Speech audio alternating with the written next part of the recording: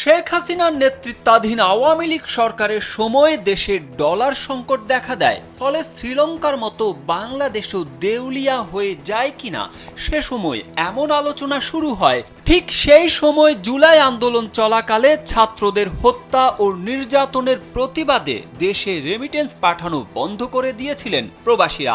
এতে বেকায়দায় পড়ে যায় আওয়ামী লীগ সরকার। কিন্তু ডক্টর ইউনূসের নেতৃত্বাধীন অন্তর্বর্তী সরকার গঠিত হওয়ার পর প্রবাসীরা দেশে রেমিটেন্স পাঠানো শুরু করে, আবার কাটতে থাকে ডলার সংকট। তারই ধারাবাহিকতায় মার্চের 24 দিনেই প্রবাসী আয়ে রেকর্ড গড়ল বাংলাদেশ। মাস শেষ না হতেই এসেছে 275 কোটি dollar remittance. Insect repellent master batch যুক্ত আরএফএল ওয়াট্রো, কাপড় যত্নে রাখার নাম্বার 1 সলিউশন। বাংলাদেশি টাকায় 33,550 কোটি টাকা। একক মাসে এত বেশি রেমিটেন্স এর আগে কখনো আসেনি বাংলাদেশে।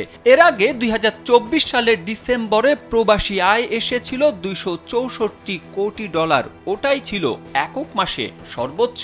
বাংলাদেশ ব্যাংকের হিসেব বলছে গেল 24 মার্চ পর্যন্ত দৈনিক গড়ে রেমিটেন্স এসেছে 11 কোটি 45 লাখ ডলার। বাকি 7 দিন এই ধারাবাহিকতা অব্যাহত থাকলে চলতি মাসে 3 বিলিয়ন ডলারের ওপরে রেমিটেন্স যোগ হবে।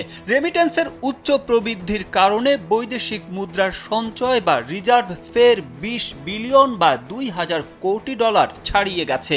অন্যদিকে ডলারের দর বেশ কয়েক মাস যাবৎ 122 টাকায় স্থিতিশীল রয়েছে।